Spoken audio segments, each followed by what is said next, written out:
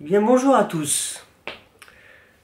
Aujourd'hui, une nouvelle vidéo. Une vidéo de plus me direz-vous, j'en ai fait une il y a 2 jours. J'ai pas l'intention d'en faire tout le temps car d'ailleurs bientôt j'aurai plus le temps d'en faire pendant un petit moment. Aujourd'hui je vous propose une vidéo de unboxing, comme disent les éminents membres de la Vinyl Community. Alors vous savez, c'est-à-dire le truc c'est j'ai trouvé 2 derniers disques, je sais pas quoi, 3 disques, alors je sors le disque, et patati, et patata, et les machins est très beau, et patati patata. Bon, moi quand je fais un unboxing, un déballage, une vidéo déballage en fait, si on veut. Voilà, on va parler français, c'est pas pour 3 disques, non. Je veux dire, à un moment donné, il faut quand même être sérieux. C'est pas tout à fait pour 3 disques. Hier, en fin de journée, j'ai rentré, en fait, j'ai récupéré une collection. Évidemment, sur mon artiste de référence. Vous commencez à le savoir, certains. C'est Tino Rossi. Donc j'ai racheté une collection qui appartenait à un membre du club que je n'ai pas connu. Qui est décédé, qui est disparu il y a plus de 30 ans. Et ce monsieur en plus avait quand même quelques responsabilités au sein du club Tino Rossi, club que j'ai fréquenté jusqu'à sa dissolution en décembre 2012. Et donc ce monsieur était le délégué général du club pour la Corse. Et donc ce Parisien d'origine est parti s'installer il y a plus de 50 ans en Corse. Il a exercé son métier et bon, jusqu'à sa disparition, il faut le dire prématurée d'ailleurs. Hein, bon. Voilà, mais ça, la santé, vous savez, on n'a pas tous une santé de fer et voilà. Donc ce monsieur a disparu et d'ailleurs c'est bien dommage parce que c'était un gars, j'ai pu un peu retracer un peu son histoire et notamment, bon évidemment il connaissait Tino donc il y a des choses intéressantes par rapport à ça et évidemment il y avait, comment dirais-je, il a pu collectionner des choses très dures à trouver en plus de ce que tous les collectionneurs Tino Rossistes peuvent posséder. Et quand Tino est décédé, donc il en avait été d'ailleurs très marqué, comme beaucoup de grands Tino Rossistes de cette époque. Hein. Je pourrais vous raconter comme ça des histoires. Une dame qui avait de gros ennuis de santé, ça l'avait un peu traumatisé d'ailleurs, bon, enfin, paix à son âme elle aussi. Et donc le gars, il organisait des expositions, quand il y avait des expos hommage à Tino, donc les premières années du décès de Tino, il y a eu pas mal d'expos à Ajaccio et lui, ben, il fournissait des affiches, des photographies, des objets, enfin bon, voilà, c'était quelqu'un qui a voulu rendre hommage à Tino à sa manière, tant qu'il a pu le faire, et voilà, c'était un fidèle parmi les fidèles à Tino Rossi, et voilà, il a fait ce qu'il devait faire, ce qu'il a jugé bon de devoir faire. C'est ce que d'ailleurs aussi je fais un peu, alors je le fais pas, c'est pas avec ces vidéos, je considère pas que ce soit un hommage à Tino Rossi de faire une vidéo telle que celle-ci, hein, je vous le dis tout de suite. Moi je rends hommage à Tino en ayant créé il y a déjà plusieurs années, en 2018, un site internet. Donc il y a mon site internet sur Tino Rossi qui relate donc sa carrière, son œuvre, sa vie professionnelle et aussi en partie sa vie privée. Mais attention, moi en vie privée, je m'arrête à la porte de la chambre à coucher, je m'occupe pas de ces histoires-là. Hein, bon. Je tiens à rester quand même, conserver une certaine dignité, un certain respect pour Monsieur Rossi, ainsi que sa famille d'ailleurs. Et donc, bon, enfin, Tino Rossi, c'était un gars très, très droit, enfin bon, il n'y avait pas de souci de ce côté-là. Et donc, voici la collection, alors je vais vous la montrer, parce que bon... Alors le problème, c'est que je ne pouvais pas me mettre dans l'autre sens, à cause sinon ça fait un contre-jour, et c'est catastrophique, hein, pour filmer, vraiment, c'est très laid. Donc on va de suite en venir au vif du sujet, si vous voulez bien. Voilà, on va tourner la caméra.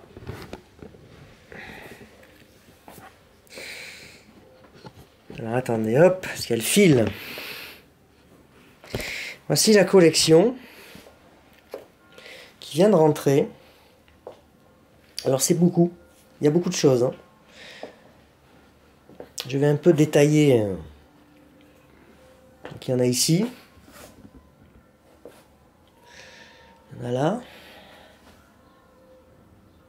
Alors là au fond non, ça c'est un bac de 78 tours de Georges Thiel, ça n'a rien à voir. Voilà, donc il y en a encore ici. Hop. Encore. Ici. Encore ici. Encore et encore.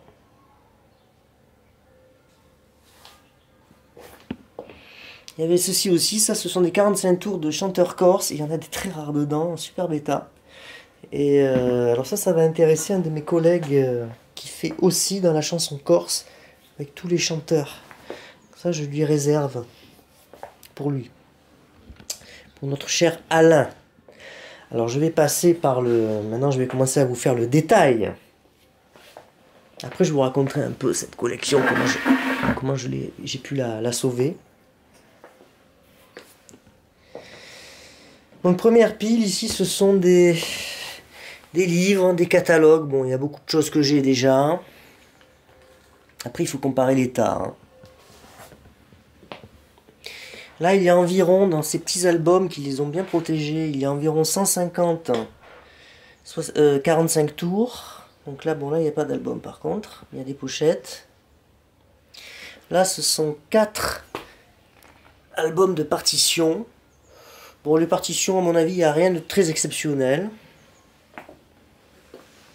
Je regarderai, je verrai, hein. J'ai déjà une belle collection sur les partitions.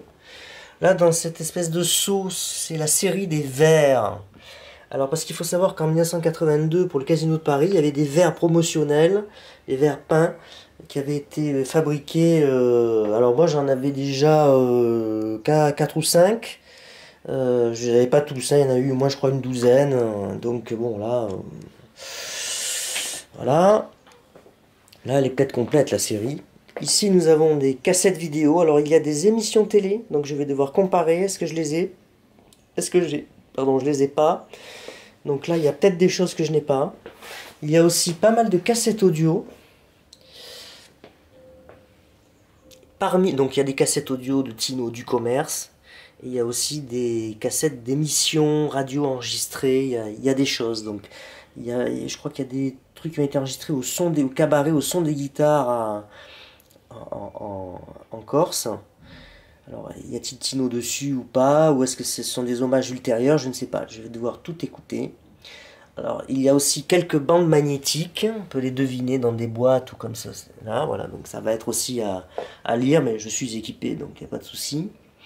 Alors dans les bandes vidéo, il y a 2 bandes en Betamax d'ailleurs, en Betacam je crois. Il va falloir que je me débrouille parce que j'ai pas l'appareil.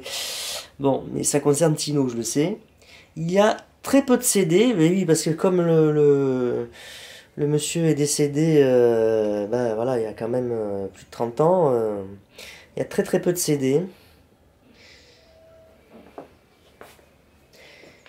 Ensuite, ici nous avons les 78 tours. Alors il y en a environ, en tout il y en a 200 hein, à peu près. Hein. Là c'est la série qui héberge Tino, on va dire, de 1943 à 49. Donc il y en a pas mal. Alors ici la série la plus importante c'est la série DF. Série étiquette noire Colombia. Donc on voit que le collectionneur avait vraiment essayé de récupérer le maximum de disques les plus anciens, c'est-à-dire qui couvrent la période 1933 à 1942 inclus. Derrière, alors là, tout ça, cette caisse, plus ce qu'il y a derrière, c'est que de la photographie. Il y a même un classeur, il y a des négatifs dedans. J'ai déjà regardé en coup de vent comment dirais-je, les photos, il y a des choses extraordinaires, il y a des choses que je n'ai pas. Hein, voilà. Donc ça justifie en partie l'achat de cette collection, je veux dire, c'est évident. Alors ici, c'est une pile à bazar. Alors là, vous avez de la presse. Il y a des choses que je n'ai pas d'ailleurs. Des programmes aussi, des papiers, des documents. Il y a des petites pochettes avec des paplards dedans. Il y a des choses qui concernent la philatélie. Il y a des coupures de presse. Il y a beaucoup de coupures de presse. Et ça, c'est très important. Ça n'a pas de valeur marchande, mais ça donne beaucoup d'informations sur Tino, sur la vie, sur ce qu'il a fait, etc. Voilà, c'est un paquet d'affiches qui a l'air en bel état. Je vais regarder ce que c'est. Ici, nous avons encore une série de 78 tours. C'est la série BF, la série marron, qui couvre de 1934 à 54. Alors, c'était une série un peu particulière. Là, nous avons quoi? Entre 50 et 60, 33 tours de Tino. Alors, curieusement, il n'y a pas beaucoup de 33 tours. Enfin, il en a fait beaucoup plus. Donc, il n'en avait pas tant que ça, d'ailleurs. Mais j'ai vu quelque chose d'intéressant pour ma collection dedans. À côté, il y a les 33 tours, 25 cm. Ils sont à peu près tous. Il y a des choses que je n'ai pas aussi. Puis il faut que je compare certains états. Là, ce sont les affiches. Donc il y a un tas d'affiches. Bon, alors j'ai déjà aussi moi des affiches. Mais j'ai repéré des choses que je n'ai pas. Donc en regardant en vitesse, hein, j'ai pas encore fait un dépouillement précis. Hein. Et là, nous avons encore la série GF étiquette verte, qui s'étend de 1949 à 55, fin 55. Alors là, par contre, il en manque beaucoup. Voilà, bon, je verrai l'état. Ici, il y a les quelques 78 tours en série pâté série PD. Pâté rouge, donc, entre 49 et 51, il a certains titres. Alors on n'a jamais trop compris pourquoi. Il y a eu une note de service en août 49, il y a eu des transferts de titres. Enfin, c'est très bizarre. Il y a une période un peu curieuse qui date de la fusion entre Columbia, qui a été racheté par Pathé. Et à ce moment-là, Tino, je pense qu'ils ont dû envisager de le basculer sur label Pathé. Mais ça s'est pas fait. Alors il y a eu une espèce de période transitoire bizarroïde de 49 à 51 où les titres sortaient, la plupart des titres sortaient chez Columbia, mais quelques-uns sortaient en Pathé. Voilà.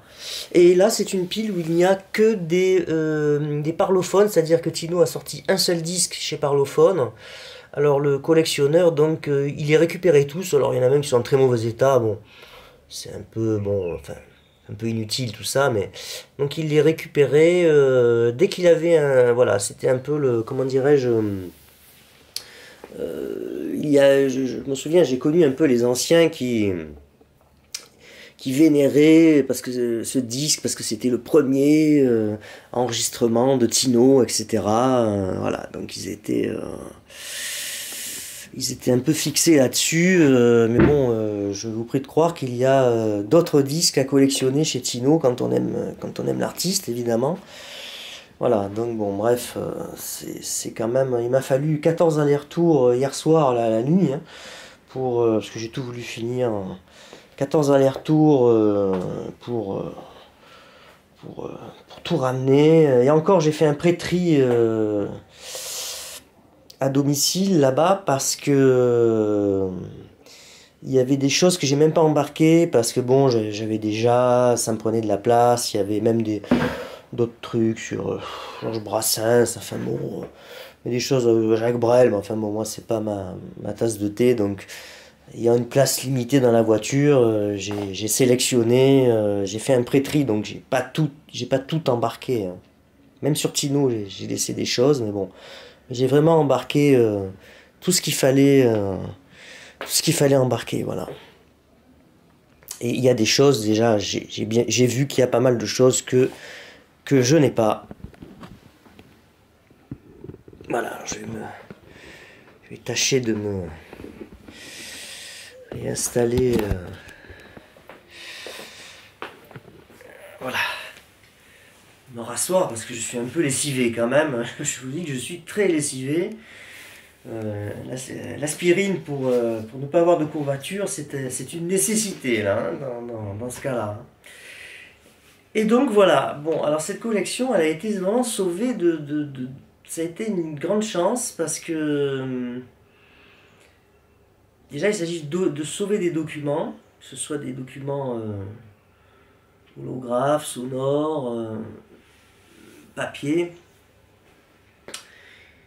Parce que disons que ces personnes vendaient aussi un appartement, donc il fallait évacuer, etc. Et donc au départ, elles ont écrit à la mairie d'Ajaccio, elles ont contacté la mairie d'Ajaccio,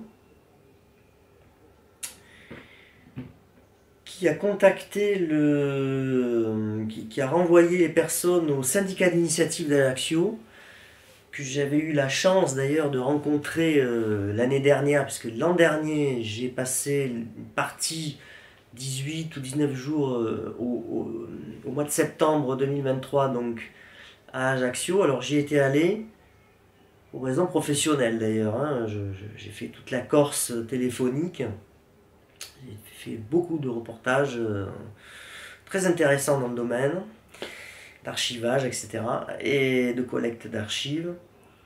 Et en même temps, évidemment, en fin de journée, quand même, même si je ne regardais pas mes heures, hein, attention, hein, moi quand je suis au travail, je travaille. Et bon, après, en fin de journée, j'avais le temps d'aller, donc je suis allé sur la tombe de Tino, je suis allé voir le port Tino Rossi, j'ai fait des photos devant le Scudo, etc. Enfin bon, l'exposition photo qu'il y avait aussi en plein air, je l'ai faite, enfin... J'ai fait le maximum quoi, de ce qui était faisable et naturellement je suis allé au syndicat d'initiative où ils étaient vendus un t-shirt commémoratif, un mug, enfin il y avait 2-3 objets comme ça qui ont été vendus. Donc j'ai acheté tout ça et j'avais sympathisé avec plusieurs personnes dans le syndicat d'initiative d'Ajaccio et qui ignoraient que j'avais fait un site internet sur Tino qui avait été agréablement surpris. Voilà, il y a aussi la société de vidéo Alendi aussi d'ailleurs, alendi.com qui fait aussi ce travail de mémoire autour du film corse et méditerranéen, et donc Tino fait partie aussi du lot. Et pour en revenir au syndicat d'initiative, eh bien disons que grâce à eux, je vais d'ailleurs leur écrire pour les remercier vivement. Grâce à eux, la collection a été sauvée. Parce que je pense que les petits-enfants de Tino sont jeunes, sont plus jeunes que moi, ont leur vie professionnelle, notamment Constantin Rossi, qui m'a déjà un jour fait l'honneur une fois de venir chez moi voir ma collection. Il avait vu quand même des objets assez exceptionnels d'ailleurs, il l'avait reconnu, il était assez surpris d'ailleurs, il avait été. Et Constantin, il travaille dans l'immobilier, donc il l'a révélé, donc on peut en parler, il l'a révélé publiquement, il travaille dans l'immobilier, et il parcourt le monde, enfin bon bref, voilà, et puis l'autre, je sais pas trop ce qu'il fait, le petit-fils cadet, je crois qu'il fait tout autre chose, donc bon, alors...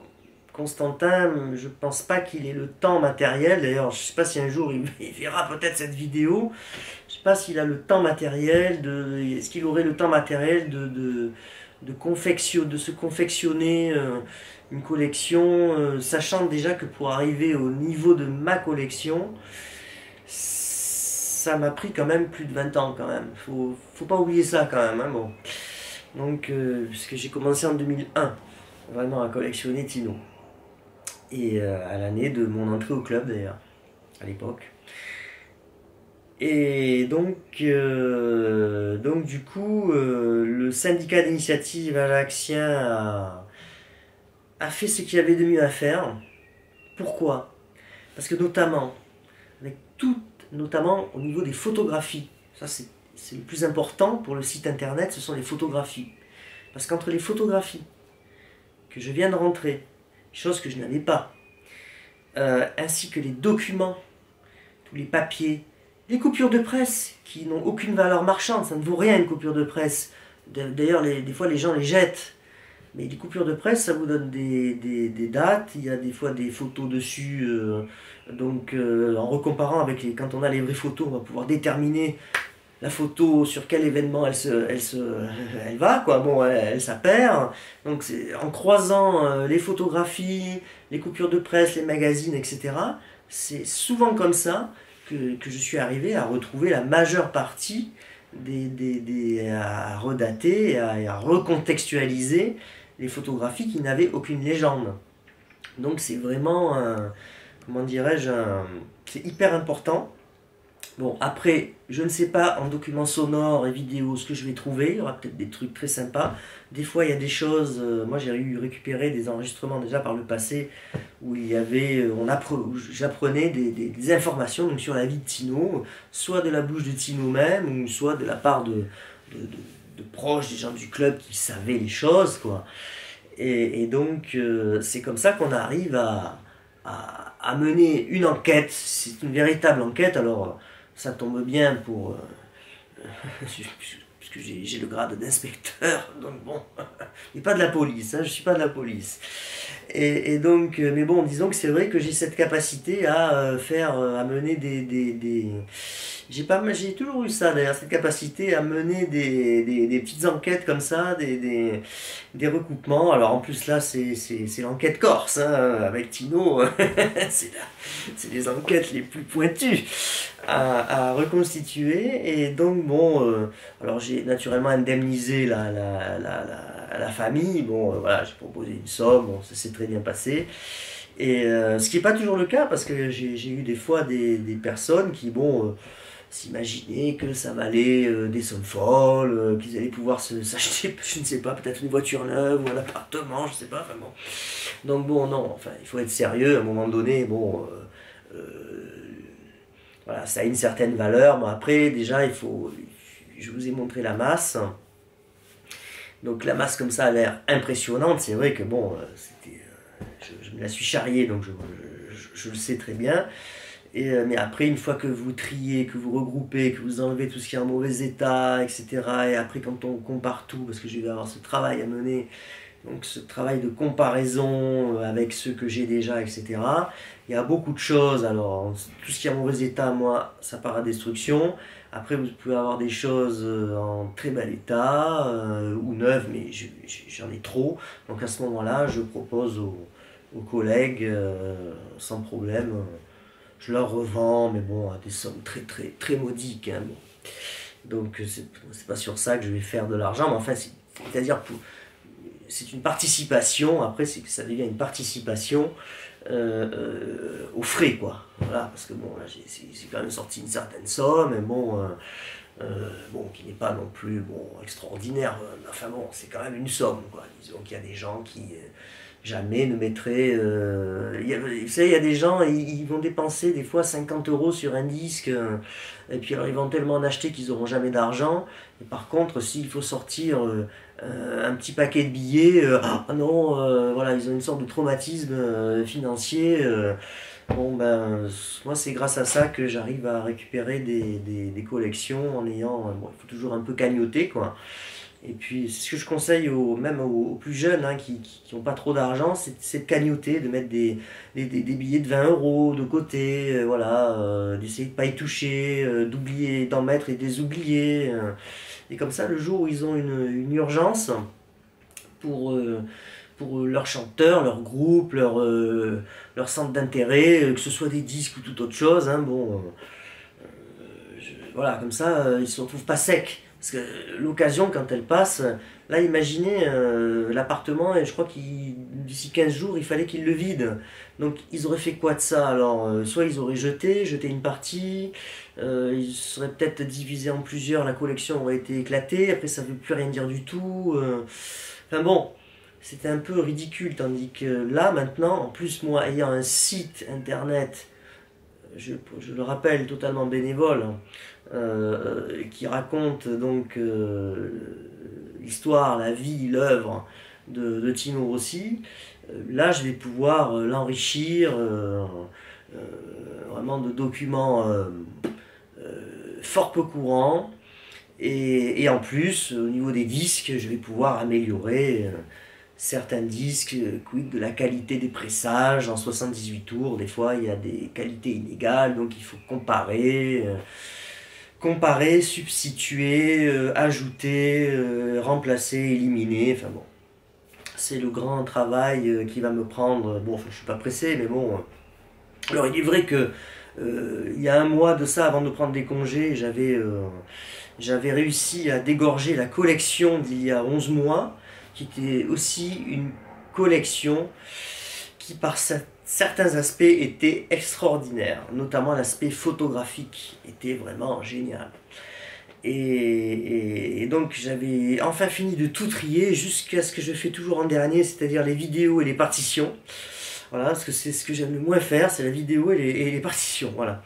Même si j'ai une très belle collection de vidéos, mais c'est toujours ce que je fais en dernier.